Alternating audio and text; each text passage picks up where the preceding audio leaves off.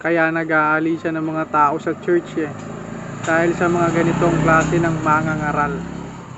Yung ang tingin sa sarili ay napakatuwid. Grabe. Kaya nawawalan ng tiwala ang tao sa mga mangangaral dahil sa mga ganitong klaseng mangangaral.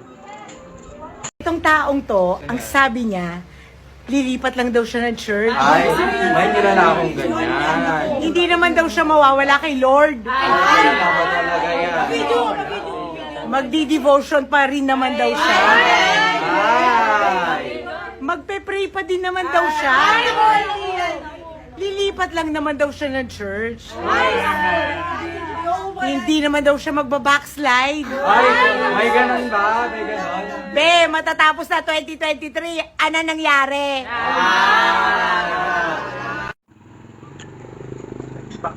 Diba? Kaya kahit sino talaga, kung ganyan ang mangangaral ninyo at makakasama mo sa loob ng simbahan ninyo, ay talagang aalis ka talaga.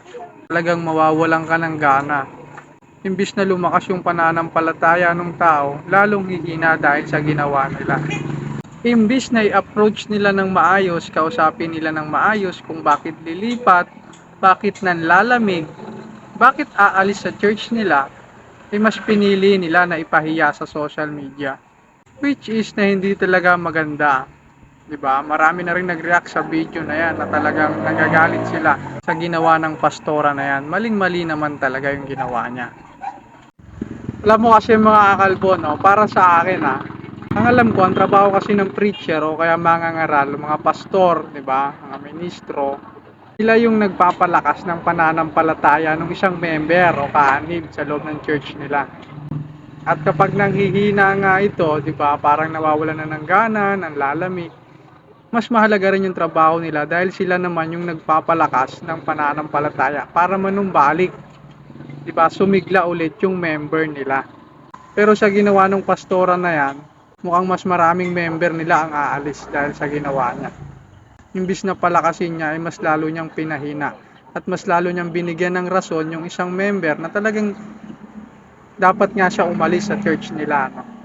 Kaya pag ganyan ng mga pastora o pastor ninyo mga kalbo, mapang down, mapang maliit, alis na kayo. Wala kayong mapapala sa ganyang klaseng mga pastor. Minsan kasi sa sobrang talino ng mga pastor, nawawala na sila ng puso sa pagtuturo. Yun talagang reality ngayon. Marami ring tao ang umaalis sa kanilang church at naghahanap ng mas maganda at mas better na church. Talagang magiging komportable sila at makakakita talaga sila ng kapayapaan.